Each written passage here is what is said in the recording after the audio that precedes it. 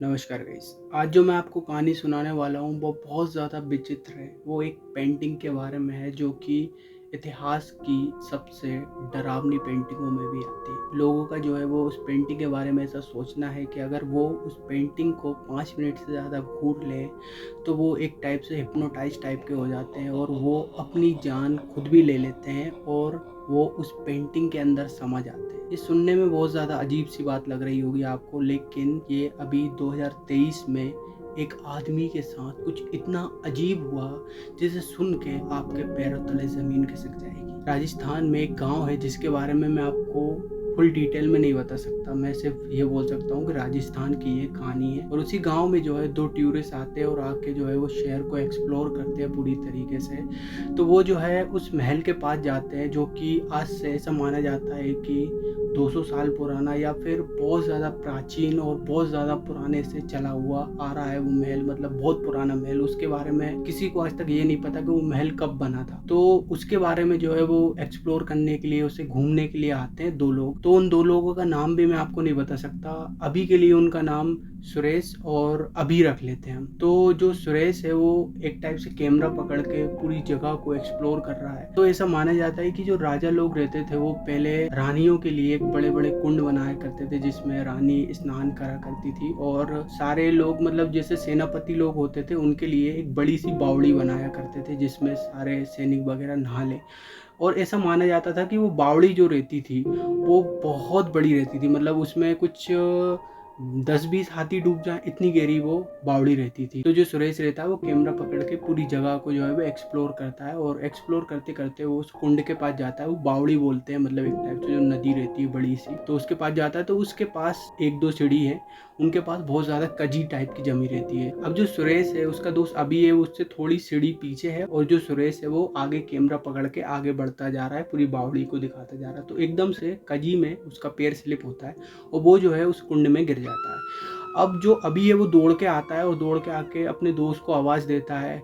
अब अभी भी ये समझ रहा था कि ये कुंड बहुत ज़्यादा गहरा है, उसके अंदर मैं नहीं कूद सकता। अभी जो है मदद के लिए लोगों को पुकारता है तो वहाँ पे कोई भी नहीं आता। तो अभी जो है वो बाहर जाके लोगों को बताता है कि उसका दोस्त जो है उस कुंड में गिर गया है। तो बाहर के कुछ लोग आते हैं और आके उस कुंड में कूद के उसके दोस्त को ढूंढने की कोशिश करते हैं। तो उन्हें जो है वो कहीं भी सुरेश नहीं मिलता। तो अब जो अभी रहता है वो पुलिस वालों को फोन करता है, तो पुलिस भी आती है। पुलिस आके तो अब 2-3 दिन पुलिस वालों को ढूंढने के बाद भी सुरेश की लाश नहीं मिलती। पुलिस वाले जो है वो ये सोचते हैं कि अब हमें जो है वो जो समुद्र के अंदर एयर गैस लगा के निचले हिस्से तक बिल्कुल पानी के चले जाते हैं। तो उन्होंने जो है वो उनको बुलाया और वो जो है कुंड के बिल्कुल निचले हिस्से तक जाते हैं सुरेश को ढूंढने के लिए।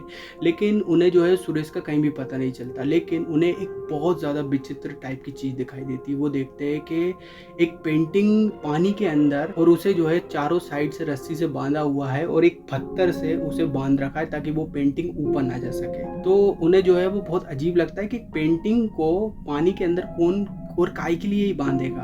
तो वो जो है उस पेंटिंग को जो है वो खोल देते हैं और खोल के वो पेंटिंग को जो है वो ऊपर लेके आते हैं और पुलिस वालों को जो है वो ये बताते हैं कि हमें जो है सुरेश कहीं भी नहीं मिला, लेकिन ये एक पेंटिंग मिली। तो उस पेंटिंग को जो है वो ध्यान से देखते हैं तो उसमें जो है एक रानी रहती है और उसमें जो है एक सैनिक रहता है और उसमें जो है एक आदमी रहता है। लेकिन पुलिस वालों को उस पेंटिंग को देख के बहुत अजीब लगता है, क्योंकि वो सारे जो भी पेंटिंग में राजा और एक सैनिक है वो तो ठीक है, लेकिन आज का युग का मानव उस पेंटिंग में कैसे आ सकता है। तो जैसे ही जो अभी था उस पेंटिंग में उस आदमी को गौर से देखता है तो वो देखता है कि वो उसी का दोस्त सुरेश रहता है।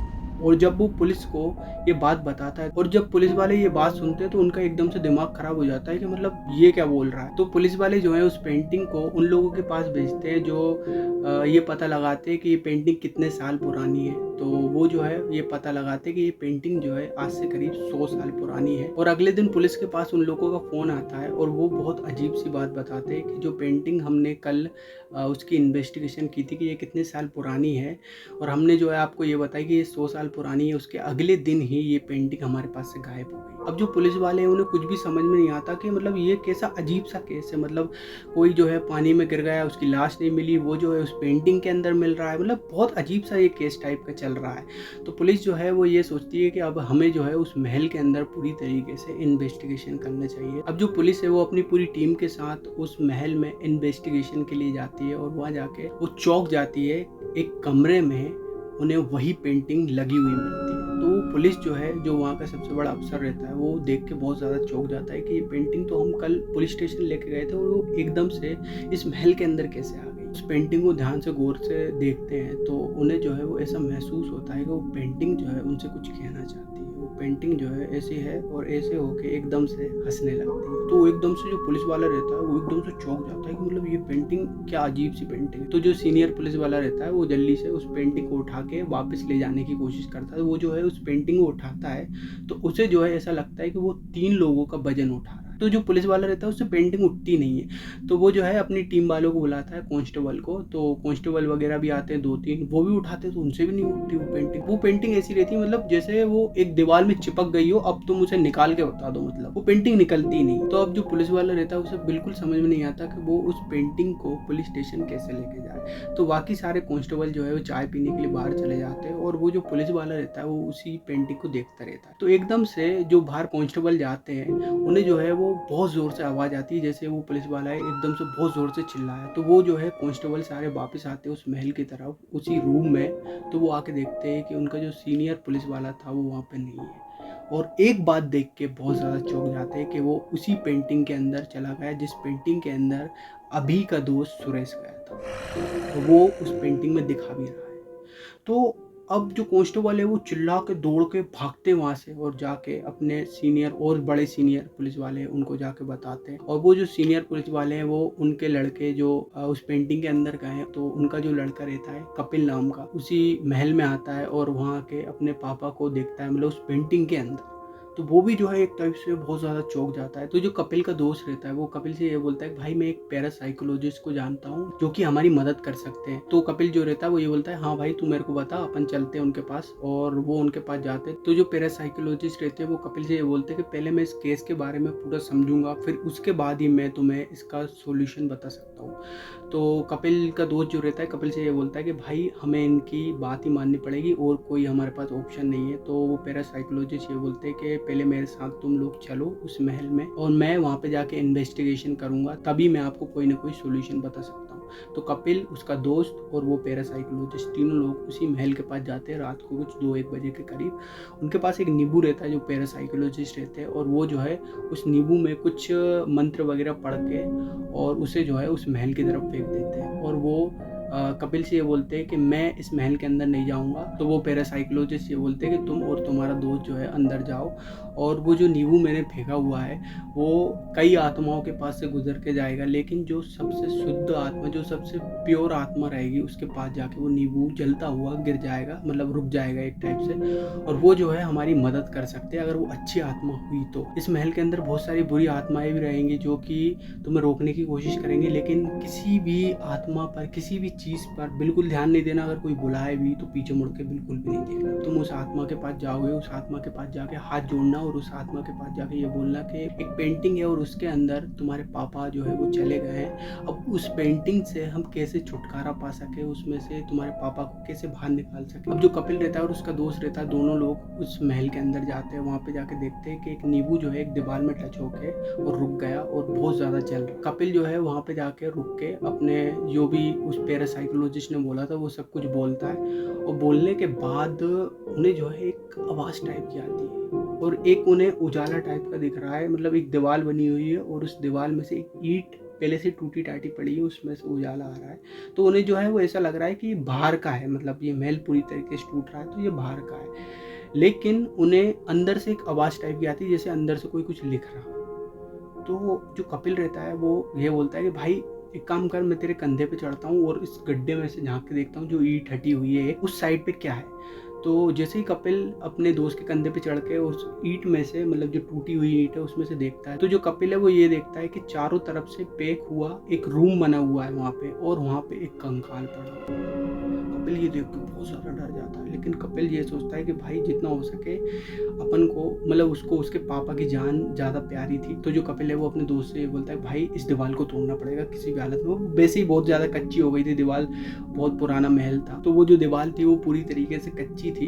तो उन्होंने जो है वो ईंटें मार मार के और जैसे तैसे करके उस दीवार को तोड़ के अंदर घुस जाते हैं, और अंदर घुस के ये देखते हैं कि वहाँ पे एक कंकाल पड़ा हुआ है, और कंकाल पड़े होने के बाद एक दीवार है और उस दीवार पे पे कुछ तो लिखा है, उन्हें कुछ समझ में नहीं आ रहा, बहुत अजीब सी भाषा में लिखा हुआ है। तो उन्होंने जो है, कपिल ने अपना फ़ोन उठाया और फ़ोन उठा के उस चीज़ का फ़ोटो खींच लिया, वीडियो बना ली।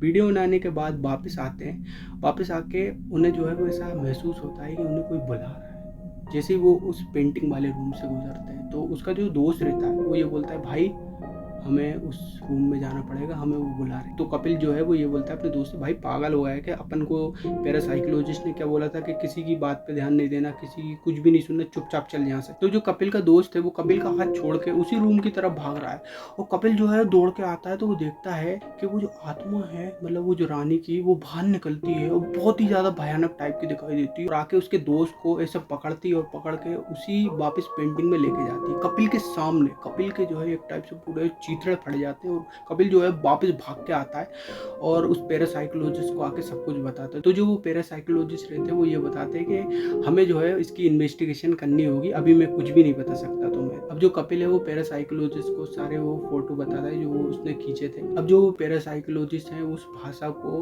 अपनी हिंदी भाषा में ट्रांसलेट करते हैं, और ट्रांसलेट करने के बाद उन्हें ये पता चलता है कि वो उसी महल का राजा है। जो वो गांव था उसमें एक औरत रहा करती थी, उससे जो वो राजा था वो बहुत ज़्यादा प्यार करता था, और जो वो औरत थी वो बहुत ज़्यादा गरीब थी। तो वो जो राजा था वहाँ का, उसने उस औरत से शादी कर ली। शादी के बाद कुछ 12-13 दिन बाद राजा थे वो शिकार के लिए चले गए 1 महीने के लिए, और वो जो है अपने सबसे भरोसेमंद सिपाही को अपनी रानी की रक्षा के लिए छोड़ के गए। पहले के लोग क्या करते थे ना कि एक कबूतर टाइप का भेजते थे, मतलब तो उन राजा के पास एक चील के द्वारा ये खबर आती है कि उनकी जो रानी है उनकी मौत हो गई है। तो जो वो राजा है वो वापस जाते हैं अपने महल की तरफ, और महल की तरफ जाके वो ये देखते हैं कि वो जो सिपाही जिस पे वो सबसे ज़्यादा भरोसा करते थे, उस सिपाही ने उनको बंदी बना लिया, और बंदी बनाने के बाद एक तहखाने में बंद कर दिया, और बंद करने के बाद एक दीवार बना ली चारों तरफ से, और उस दीवार में उनको पैक कर दिया। लेकिन जो वो राजा रहते हैं वो ये बताते हैं कि जिस जगह पे, जिस रूम में पेंटिंग लगी हुई है रानी की, उस जगह पे मतलब 2 कदम पीछे एक लाइब्रेरी टाइप का एक तहखाना बना हुआ है जिसमें सारे शिलालेख रखे हुए हैं। मैं आपको गारंटी दे सकता हूँ कि उस शिलालेखों में आपकी कुछ ना कुछ तो प्रॉब्लम सोल्व हो ही जाएगी। बस उन्होंने इतना ही लिखा था उन राजा ने। अब जो वो पैरासाइकोलॉजिस्ट रहते हैं वो कपिल से ये बोलते हैं कि हमें जो है उस तहखाने के पास जाना होगा, और तभी हमें वहाँ से कोई ना कोई सोल्यूशन मिल सकता है। अब जो कपिल रहता है वो पूरी तरीके से डर जाता है, क्योंकि उसने उसके दोस्त को अपनी आंखों के सामने वो औरत जो है वो उस पेंटिंग में उसे खींच के ले गई। तो अब जो पैरासाइकोलॉजिस्ट रहते हैं वो ये बताते हैं कि मेरे पास एक लॉकेट है जो कि भोलेनाथ का है और ओम का, और हम उसे पहन के चलेंगे तो मैं ये बात की गारंटी दे सकता हूँ कि वो आत्मा हमें पकड़ के नहीं ले जाएगी। हमें पहले उस तहखाने में जाना होगा। तो कपिल और पैरासाइकोलॉजिस्ट दोनों जने उस तहखाने की तरफ जाते हैं, तो वहाँ पे जो है लाखों में शिलालेख रखे हुए हैं। अब जो कपिल रहता है और वो पैरासाइकोलॉजिस्ट रहते हैं वो पूरी जगह पे ढूंढते हैं, तो उन्हें जो है एक रानी का शिलालेख टाइप का मिलता है। वो रानी जो है उनको डिस्क्राइब करती है कि वो जो है बहुत ज़्यादा गरीब थी, और उनसे जो है एक राजा ने शादी करी, और आज वो बहुत ज़्यादा खुश है। लेकिन उनके साथ इतना कुछ गलत हुआ। वो जो है जब रात में सो रही थी तो उनके पास वो सिपाही आता है तलवार लेके उन्हें मारने के लिए, पता नहीं क्यों, और आके उनको मारने की कोशिश करता है, लेकिन वो जो है वहाँ से भाग जाती है जैसे तैसे करके अपने मम्मी पापा के घर पे। सिपाही है उसने पहले से ही जो रानी है उनके मम्मी पापा को और उनके घर को पूरी तरीके से जला दिया, क्योंकि जो रानी थी उन्हें ये पता था कि सिर्फ राजा को और उनको, रानी को, बस दोनों को पता है इस तहखाने के बारे में, और किसी को नहीं पता। तो वो जो है चुपचाप से उस तहखाने के अंदर आके और 15 दिन तक रहती है। लेकिन 15 दिन रहने के बाद उन्हें जो है वो ऐसा महसूस होता है कि अब जो है वो ज़्यादा दिन तक जिंदा नहीं रह सकती। तो वो जो है बाहर कुछ खाने के लिए आती है, तो वो देखती है कि उनके पलंग पे जो है वो सिपाही सो रहा है, और एकदम से वो भी उन रानी को देख लेता है, और रानी जो है वो भी सिपाही को देख लेती है, और वो जो रानी रहती है वहाँ से भागती है। मतलब उस शिलालेख का जो पेज रहता है वो फटा टाइप का होता है, बस उसमें इतना ही कुछ लिखा रहता है। अब जो पैरासाइकोलॉजिस्ट रहते हैं वो कपिल से ये बोलते हैं कि मतलब इसमें तो इतना ही लिखा है, अब हम आगे और कहाँ से क्या लेके आए, मतलब अब आगे तो अब हमारे पास कुछ चीज़ है ही नहीं, मतलब आगे का पता कैसे चले। तो वो जो है वापस बाहर आते हैं, बाहर आके पूरी तरीके से उस रूम की फिर से इन्वेस्टिगेशन करते हैं उसमें, लेकिन उन्हें कुछ भी नहीं मिलता। लेकिन वो जब वापस जा रहे होते हैं, एकदम से जो पेंटिंग है वहाँ से, मतलब जो लोगों ने उठाने की कोशिश करी, पुलिस वालों ने उठाने की कोशिश करी, उनसे उठी नहीं। वो पेंटिंग जो है अपने आप नीचे गिर गई, वो गिरने के बाद उल्टी होके नीचे गिर गई। एकदम से जो पैरासाइकोलॉजिस्ट हैं वो ये देखते हैं कि वो जो पीछे का पर्दा रहता है पेंटिंग का वो फटा हुआ है। तो जो पैरासाइकोलॉजिस्ट रहते हैं उन्हें बहुत अजीब सा लगता है, वो जो है आके उस पेंटिंग का जो पीछे का पर्दा रहता है उसे पूरी तरीके से फाड़ते हैं। फाड़ने के बाद उन्हें जो है एक शिलालेख मिलता है। तो जो पैरासाइकोलॉजिस्ट हैं वो समझ जाते हैं कि ये पेंटिंग हमसे कुछ कहना चाहती है। तो पैरासाइकोलॉजिस्ट जो है वो उस शिलालेख को खोलते हैं और उसमें जो है वो किसका शिलालेख रहता है, तो उसमें जो है उस सिपाही का शिलालेख रहता है। तो उस इंस्क्रिप्शन में ये लिखा होता है उस सिपाही द्वारा कि उससे जो है वो बहुत बड़ी गलती हो गई और उसके लिए इतिहास उन्हें कभी भी माफ़ नहीं करेगा। उनने बहुत ज़्यादा बड़ी गलती कर दी है और इस कारण से ही उनकी आत्मा आज भी भटक रही है। अब जो सिपाही है वो ये लिखता है कि उसने जो है वो उस रानी को भी मार डाला और उस राजा को जो है वो बंदी बना के एक तहखाने में कैद कर दिया। और कैद करने के बाद उसके 4-5 दिन बाद जब वो उस रानी के रूम में सोता था तो उसे जो है वो ऐसा महसूस होता था कि वो पेंटिंग जो है वो ऐसी है, तो वो कभी उसे ऐसे घूर के देख रही है और बहुत ज़्यादा क्रीपी से स्माइल दे रही है, मतलब उसे एक टाइप से डराती थी वो। अब जो वो सिपाही था वो बहुत ज़्यादा डरने लगा था। तो इसी शांत माहौल को देखते हुए वहाँ का एक राजा, जो कि उसने सिपाही ने साफ साफ उसका नाम लिखा हुआ है, जिसने भी 10th क्लास की हिस्ट्री पढ़ी है ना उसे सब कुछ पता है, मतलब इसके बारे में। राजा का नाम नहीं लूंगा, बहुत ज़्यादा कॉन्ट्रोवर्शियल हो जाएगा। और वो जो राजा रहता है वो वहाँ पे हमला कर देता है। बस उस पेज में जो है बस इतना सही लिखा हुआ है। लेकिन अब जो पैरासाइकोलॉजिस्ट रहते हैं उन्हें उस राजा के बारे में पता चल जाता है। तो वो जो है उस राजा का पूरी तरीके से इतिहास उठाते हैं, एक लाइब्रेरी में जाते हैं। और मैं आपको बता दूं, आप लोगों को भी इस इतिहास के बारे में बहुत ज़्यादा पता है, लेकिन आपने कभी गौर से हिस्ट्री को ज़्यादा गौर से पढ़ी नहीं है, तो आपको इसके बारे में ज़्यादा कुछ पता नहीं होगा। लेकिन मैं आपको बता दूं कि आपने हिस्ट्री के आंसरों में इसके बारे में ज़रूर सुना होगा। वो जो राजा हैं वो ये बताते हैं कि उनने जो है जब उस महल पे हमला किया और हमला करने के बाद उन्हें जो है वो ऐसा महसूस होता था कि जब वो सोते थे उस रूम में, कि वो जो पेंटिंग बनी हुई है वो उन्हें क्रीपी सी स्माइल देती थी, उन्हें डराती थी। तो उनके गुरुजी ने जो है वो उनके सामने सब कुछ वो इतिहास बता दिया उस पेंटिंग का। तो उनके गुरुजी ने जो है वो ये बताया कि इस पेंटिंग को जो है तुम जला दो। तो उन्होंने जो है उस पेंटिंग को जलाने की कोशिश करी, लेकिन जलाने के बाद भी वो पेंटिंग जो है वापस अपने रूम में आके रखा गई। तो जो वो गुरुजी हैं उन्होंने ये बताया कि इस पेंटिंग से बचने का तुम्हारे पास सिर्फ एक ही तरीका है, एक काम करो, इस पेंटिंग को जो है तुम्हारी जो बावड़ी है उसके अंदर इस पेंटिंग को चारों तरफ से बांधो और एक बड़े से पत्थर में इसको बांध के नीचे रख दो। मतलब ये पेंटिंग जो है वो पानी से बाहर नहीं आएगी, इस बात की मैं तुम्हें गारंटी दे रहा हूँ, अगर कोई इस पेंटिंग को छुड़ा के बाहर ऊपर तक ना लेके आए तो। अब ये राजा ने ये बात सुन के उस पेंटिंग को जो है उस पानी के अंदर रख बा दी।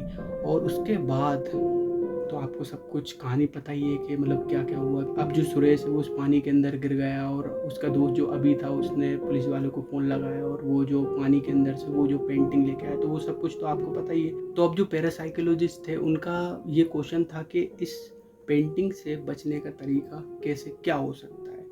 तो उन्होंने जो है वो हिस्ट्री की कई बुकों में, अगर आप गौर से पढ़ोगे 10th क्लास की अगर गौर से बुक पढ़ोगे तो उसमें कई बुकों में एक छोटा सा नाम है, मतलब एक बुक का नाम है, जो आप अगर ध्यान से अगर उसके बारे में सर्च करोगे या ध्यान से अगर कभी पढ़ोगे तो आपको पता चलेगा उस बुक में उन्होंने सारी वो बात लिखी है जो मैं आपको ये कहानी बता रहा हूँ। तो उन्होंने जो है उस बुक के बारे में बताया और उस बुक को जो पैरासाइकोलॉजिस्ट हैं उन्होंने उस बुक के बारे में सब कुछ सर्च करा कि मतलब, तो वो जो गुरुजी हैं वो ये बताते हैं कि ये जो पेंटिंग है इसके अंदर भी एक रानी की दुनिया है और उस रानी की दुनिया में अगर कोई 3 महीने से ज़्यादा रहा तो उसकी जो है वो रानी मौत कर देती है, मतलब एक टाइप से उसे मार डालती है। अगर 3 महीने से पहले अगर उस आदमी को जो भी उस पेंटिंग के अंदर है उसे निकाल लिया तो वो बच सकता है, और उस आत्मा को जो है वो अगर आप मुक्ति दिला दो तो वो पेंटिंग में से वो आत्मा भी चली जाएगी रानी की। और ये सब विधि आपको अगले पार्ट में पता चलेगी। तो अगर वीडियो अच्छी लगी हो तो लाइक शेयर और सब्सक्राइब कर देना। और इस वीडियो पे हम व्यू रखते हैं कि अगर इस वीडियो पे 10,000 व्यू आए तो हम इस वीडियो का सेकंड पार्ट ले आएंगे। तो लाइक शेयर और सब्सक्राइब कर देना। Thank you guys.